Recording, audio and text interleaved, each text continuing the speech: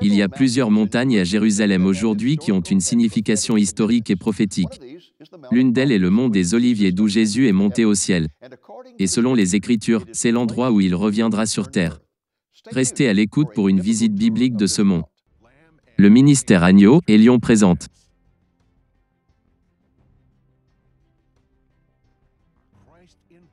Christ dans la prophétie. Un programme qui se concentre sur les fondements de la prophétie biblique, pour montrer comment les événements actuels dans l'actualité sont liés aux prédictions bibliques des événements de la fin des temps, et le bientôt retour de Jésus. Maintenant, notre invité, le Dr David Reagan. Salutations au nom de Jésus, notre espérance bénie, et bienvenue à Christ dans la prophétie. Bienvenue également en terre d'Israël et dans la ville de Jérusalem. Je suis venu ici dans la ville de Jérusalem pour explorer 4 montagnes. 3 d'entre elles sont importantes dans l'histoire biblique et dans la prophétie biblique. La 4e est importante en raison de ce qui s'y trouve. Les 4 montagnes sont le mont des Oliviers, le mont du Temple, le mont Sion et le mont Herzl. Je voudrais souligner ici dès maintenant que ces montagnes que nous allons examiner ne sont vraiment pas des montagnes selon les normes américaines. Nous les appellerons plutôt des collines. Mais dans la Bible, elles sont appelées des montagnes. Et vous savez, ce sont vraiment des montagnes quand vous considérez le fait qu'il y a de hautes collines ici en Israël. Et qu'Israël n'a vraiment qu'une seule vraie montagne selon les normes américaines, c'est le mont Hermon, qui est situé dans l'extrême nord, à la frontière avec la Syrie. La première montagne que nous allons examiner est le mont des Oliviers. Et le meilleur endroit d'où nous pourrons avoir une très belle vue est depuis la porte orientale de la vieille ville. Alors, allons là-bas d'abord.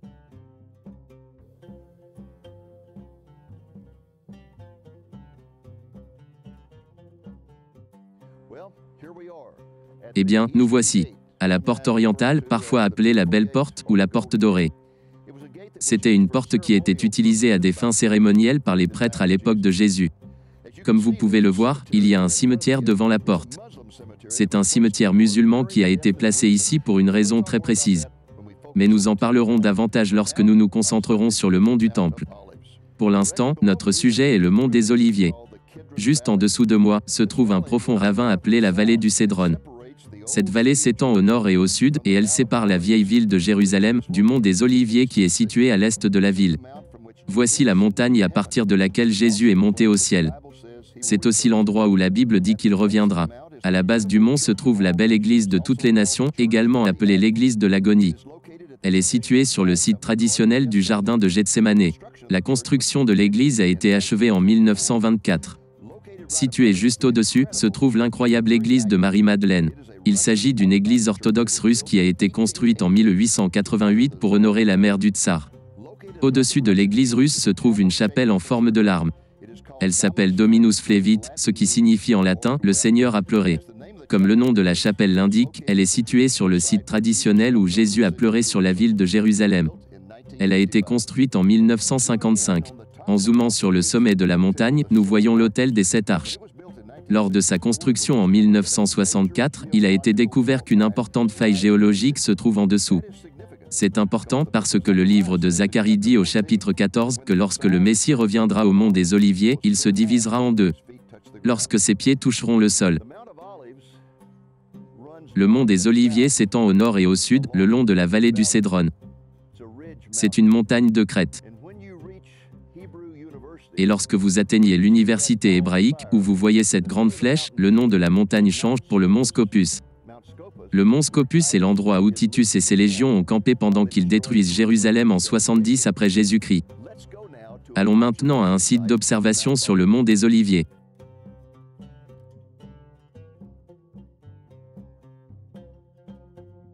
Eh bien, nous voici sur le mont des Oliviers. En regardant vers l'est dans cette direction, vous voyez la vieille ville de Jérusalem. En regardant par-dessus mon épaule vers l'ouest, vous voyez l'autel des 7 arches. Et au-dessus de la montagne, c'est le début du désert de Judée. Allons ici et jetons un œil à la vieille ville. C'est l'un de mes endroits préférés dans tout le pays, car vous pouvez avoir une très belle vue panoramique sur la vieille ville de Jérusalem et le mont du Temple, où se trouvaient les 2 derniers temples juifs. Le temple de Salomon qui a été détruit par les Babyloniens et le temple qui existait à l'époque de Jésus qui a été détruit par les Romains. La Bible dit que Jérusalem est le centre du monde. Et je veux vous dire quelque chose. Quand vous vous tenez ici, vous sentez cette réalité. C'est là que Dieu est venu dans la chair et a répandu son sang pour nos péchés afin de nous permettre de nous réconcilier avec Dieu le Père. Et c'est l'endroit où le Messie reviendra pour régner en majesté et gloire sur toute la terre. Lorsque nous regardons le mont du Temple, l'édifice avec le dôme d'or est bien sûr l'objet qui attire immédiatement notre attention. Il s'appelle le dôme du rocher. Elle a été achevée en 691 après Jésus-Christ. Ce n'est pas une mosquée mais plutôt un sanctuaire pour les pèlerins musulmans. Le dôme du rocher se trouve sur le site où les musulmans croient que Mohammed est monté au ciel, bien qu'il n'y ait aucune trace historique que Mohammed ait jamais été à Jérusalem.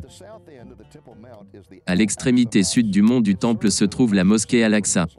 Il sert de centre de culte aux musulmans. Sous la mosquée, à l'extérieur du mur, se trouvent des marches qui ont été utilisées au temps de Jésus pour entrer sur le mont du Temple. Ces marches conduisent à des portes qui, à leur tour, par des escaliers conduisent les gens au sommet du mont. À gauche des marches se trouve un village arabe qui se trouve au sommet de la ville d'origine de David. C'est vrai, l'ancienne ville de Jérusalem était située sur un petit bout de terre, au sud de la ville actuelle. Cette ville a commencé à croître vers le nord, en haut de la colline vers le mont du Temple, qui à l'époque s'appelait le mont Moria. Alors que la ville se développait au nord de la colline, David a décidé d'acheter le mont du Temple pour un futur emplacement du Temple. À cette époque, c'était l'ère d'abattage d'Aravna. Plus tard, après la mort de David, son fils, Salomon, y construit le premier temple sur le mont du Temple. Au loin, du côté sud de la ville se trouve le mont Sion. Au temps de Jésus, il était situé à l'intérieur des murs de la ville. Mais lorsque ces murs ont été reconstruits dans les années 1500, ils ont été laissés à l'extérieur. Aujourd'hui, le mont Sion est dominé par une immense église appelée l'abbaye de Dormition. Il a été construit par l'empereur Guillaume II et a été achevé en 1910. Ce mont est également l'emplacement de la chambre haute, où Jésus a eu son dernier repas avec ses disciples. Et c'est aussi le site traditionnel du tombeau de David. Et bien maintenant que nous avons eu notre orientation, descendons au pied du mont des Oliviers et visitons le jardin de Gethsémanée.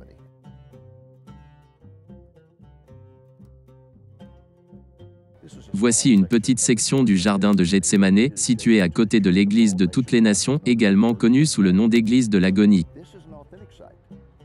C'est un site authentique où Jésus a lutté avec son sort qui s'approchait de lui sur la croix. Et c'est aussi là qu'il a été trahi et arrêté. L'église est très sombre à l'intérieur, car elle a été construite pour commémorer l'agonie de Jésus dans le jardin. Les fenêtres sont en albâtre pour filtrer la lumière autant que possible. À l'avant de l'église, il y a un grand affleurement de pierre. Il marque le site traditionnel de l'agonie du Seigneur, où il a sué des grumeaux de sang et a prié, « Père, non pas ce que je veux, mais ce que tu veux. » Soit dit en passant, de cette vue, vous pouvez avoir une très bonne vue de la porte orientale et vous pouvez également avoir une idée de la profondeur de ce ravin qui constitue la vallée du Cédron. Nous allons maintenant commencer à gravir le mont des Oliviers et notre premier arrêt sera la chapelle Dominus Flevit. Allons-y.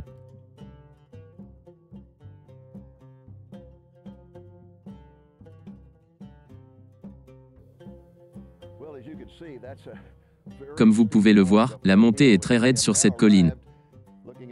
Et nous arrivons maintenant, en voyant ce panneau, la chapelle Dominus Flevit. Allons dans ce magnifique parc. Cette jolie chapelle a la forme d'une larme. Pour commémorer le fait que Jésus a pleuré sur la ville de Jérusalem dans ce parc. Il l'a fait durant la dernière semaine de sa vie après avoir fait son entrée triomphale. Il a pleuré parce que le peuple juif l'avait rejeté en tant que Messie et il savait que cela se traduirait par le déversement de la colère de Dieu sur cette ville. Cet événement est décrit dans le livre de Luc au chapitre 19, verset 41 où il dit : Comme il approchait de la ville, Jésus, en la voyant, pleura sur elle et dit : Si toi aussi, au moins en ce jour qui t'est donné, tu connaissais les choses qui appartiennent à ta paix. Mais maintenant elles sont cachées à tes yeux. Il viendra sur toi des jours où tes ennemis t'environneront de tranchées, t'enfermeront et te serreront de toutes parts. Ils te détruiront, toi et tes enfants au milieu de toi, et ils ne laisseront pas en toi pierre sur pierre, parce que tu n'as pas connu le temps où tu as été visité. C'était, bien sûr, une prophétie sur la destruction de Jérusalem par les Romains en 70 après Jésus-Christ.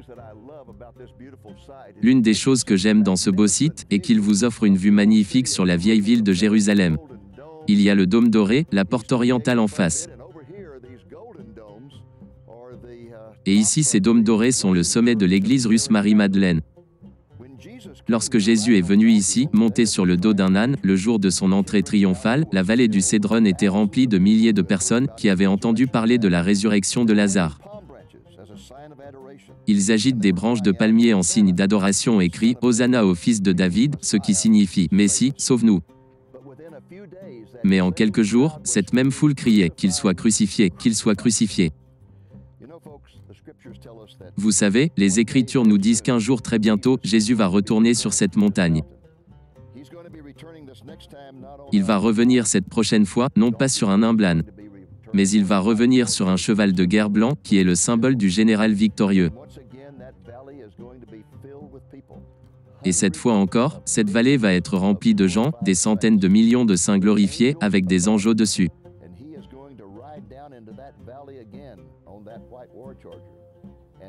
Et il va redescendre encore dans cette vallée sur ce cheval de guerre blanc, et une fois de plus les saints rachetés crieront « Hosanna, Hosanna au fils de David », alors qu'ils montent jusqu'à cette porte orientale. Le psaume 24 nous dit que comme le Messie, Jésus s'approche de cette porte orientale, elle s'ouvrira surnaturellement pour l'accueillir dans la ville. Voici comment cela est décrit dans les Écritures hébraïques. Dans le psaume 24, en commençant par le verset 7. Porte, élevez vos linteaux. Élevez-vous, porte éternelle, que le roi de gloire fasse son entrée. Qui est ce roi de gloire? L'Éternel fort et puissant, l'Éternel puissant dans les combats. Porte, élevez vos linteaux.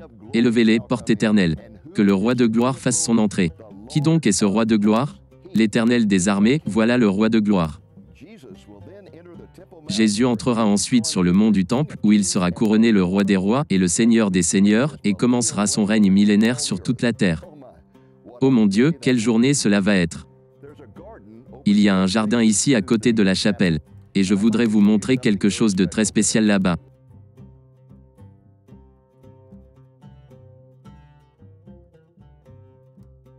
La première fois que je suis venu en Israël pour faire un tournage vidéo, c'était en 1987. Nous avons parcouru tout le pays pour tourner une vidéo intitulée « Israël dans la prophétie biblique ». Et c'est celle que nous avons refilmée en l'an 2000. La dernière scène de cette vidéo allait être celle de la parabole de Jésus sur le figuier qui est écrite dans Matthieu 24. Celle où il dit « Regardez le figuier et quand il refleurit, vous savez que sa venue est sur le point de se produire ». Il faisait allusion, bien entendu, au rétablissement de la nation d'Israël. Eh bien, nous avons eu recours à une équipe de tournage israélienne à cette époque, au lieu de notre propre équipe, et j'ai dit au chef de l'équipe, je veux que nous terminons ce tournage sur un figuier sur le mont des Oliviers, et je vais lire cette parabole. Il m'a regardé comme si j'étais fou. Et il a dit, que voulez-vous dire? J'ai dit, qu'est-ce que j'ai dit de mal? Il a dit, monsieur, on l'appelle le mont des Oliviers, pas le mont des figuiers. Il a dit, il n'y a pas de figuier sur le mont des Oliviers. Eh bien, comme vous pouvez le voir clairement, il y a beaucoup d'oliviers derrière moi, et pas de figuiers. Mais j'étais déterminé à trouver un figuier sur le mont des Oliviers. Il a dit, non, il n'y en a pas. Il a dit, je sais où il y en a, et nous vous y emmènerons. Et il dit, les téléspectateurs ne verront jamais la différence. J'ai dit, eh bien, monsieur, je saurai la différence. Alors, quand nous sommes venus ici un jour pour faire des vidéos, ici à Dominus Flevit, je suis allé voir le jardinier et j'ai dit, savez-vous s'il y a un figuier quelque part sur le mont des Oliviers? Et il a souri très grandement, et il a dit, oui, monsieur, nous en avons un ici dans notre jardin. Et bien sûr, et c'est là que nous avons fait ce dernier tournage. Laissez-moi vous le montrer. Voici le figuier juste devant nous ici. Il a l'air pitoyable aujourd'hui, comme s'il n'a pas eu assez d'eau. Mais quand nous avons tourné ici en 1987, il avait l'air très en bonne santé, et c'est certainement une feuille de figuier que je vous montre là dans ma main. Nous avons donc trouvé un figuier sur le mont des Oliviers. Et c'est ici que j'ai ouvert ma Bible dans Matthieu 24 et j'ai commencé à lire cette merveilleuse déclaration de Jésus au sujet du figuier. Il a dit, instruisez-vous par une comparaison tirée du figuier. Dès que ses branches deviennent tendres et que les feuilles poussent, vous connaissez que l'été est proche. De même, quand vous verrez toutes ces choses, sachez que le Fils de l'homme est proche, à la porte. Je vous le dis en vérité, cette génération ne passera point, que tout cela n'arrive. Ce que Jésus disait, c'était Regardez Israël, et quand Israël renaîtra, nous saurons que nous sommes dans la saison du retour du Seigneur. Eh bien, Israël revint le 14 mai 1948. Cette montagne est principalement connue pour une chose. C'est qu'il y a des milliers et des milliers de tombes juives. Et je veux vous les montrer dans un instant.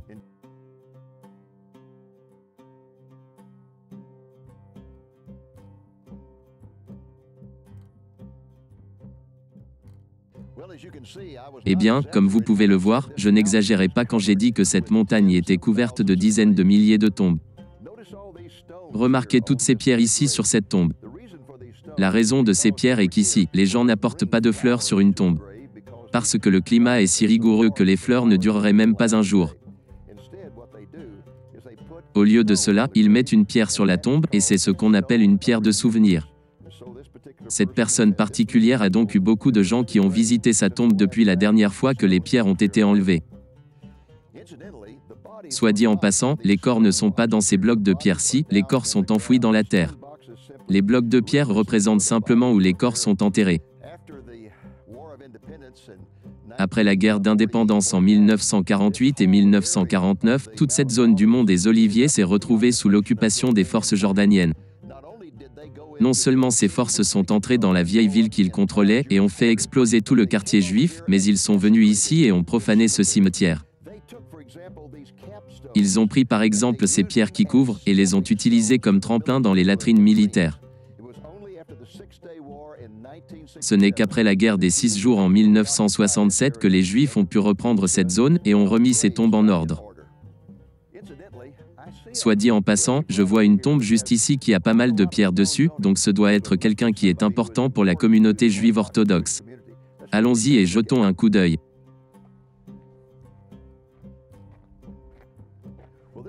Eh bien, c'est le tombeau dont je parlais.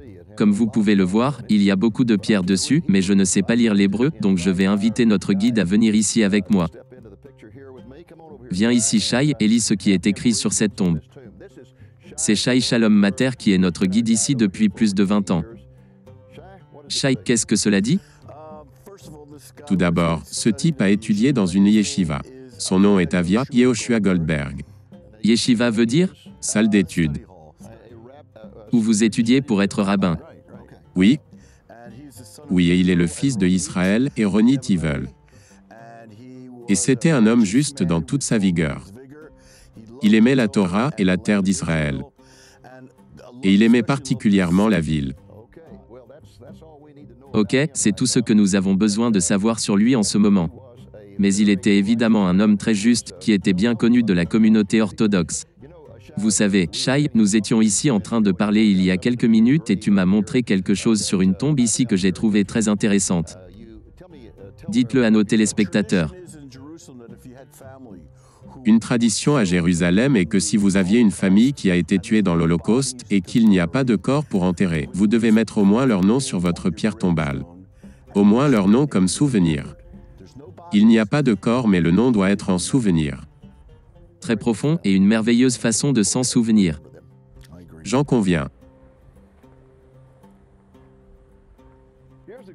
Voici une tombe que je veux vous montrer. C'est la tombe de l'ancien Premier ministre, Menachem Begin. La plupart des anciens premiers ministres décédés ont été enterrés dans le cimetière national d'Israël, qui s'appelle le cimetière du Mont Herzl. Mais Menachem Begin était la seule personne à avoir été Premier ministre dans l'histoire de ce pays qui était un juif orthodoxe pratiquant. Et donc, il a souhaité être enterré ici sur le mont des Oliviers. Les juifs orthodoxes ne croient pas à l'embaumement, ils sont simplement enterrés dans un simple linceul. Et ils sont enterrés si possible avant le coucher du soleil, le jour de leur mort. Et il en fut ainsi avec Menachem Begin. Il est décédé à Tel Aviv d'une crise cardiaque, le 9 mars 1992 à l'âge de 78 ans.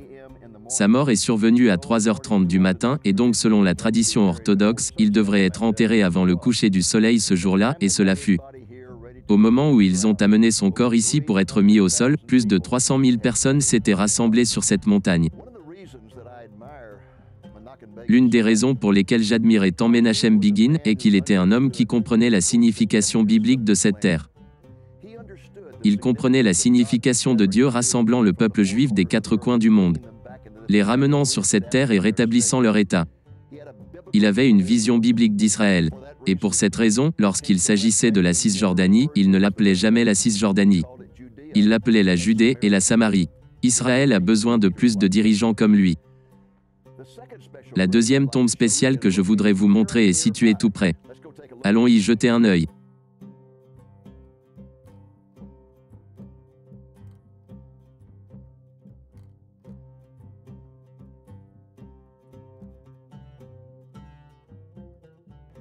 C'est la tombe d'un homme vraiment remarquable, du nom d'Eliezer ben Yehuda. Il est né en Lituanie en 1858. Il était devenu obsédé par la relance de la langue hébraïque parmi les langues mortes. Vous voyez, quand les Juifs ont été dispersés de cette terre en 70 après Jésus-Christ, ils ont arrêté de parler l'hébreu.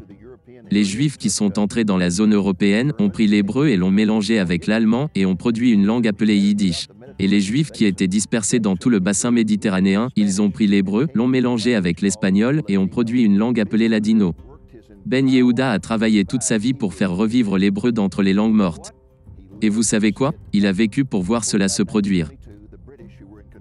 Avant sa mort en 1922, les Britanniques qui contrôlaient cette région déclarèrent l'hébreu biblique, avec l'anglais et l'arabe comme les 3 langues officielles du pays. L'hébreu biblique est la seule langue au monde à avoir été ressuscitée d'entre les langues mortes. Et cela a accompli une prophétie qui est trouvée 2 fois dans les Écritures hébraïques, selon laquelle la langue serait ravivée à la fin des temps. Allons maintenant au sommet du mont des Oliviers.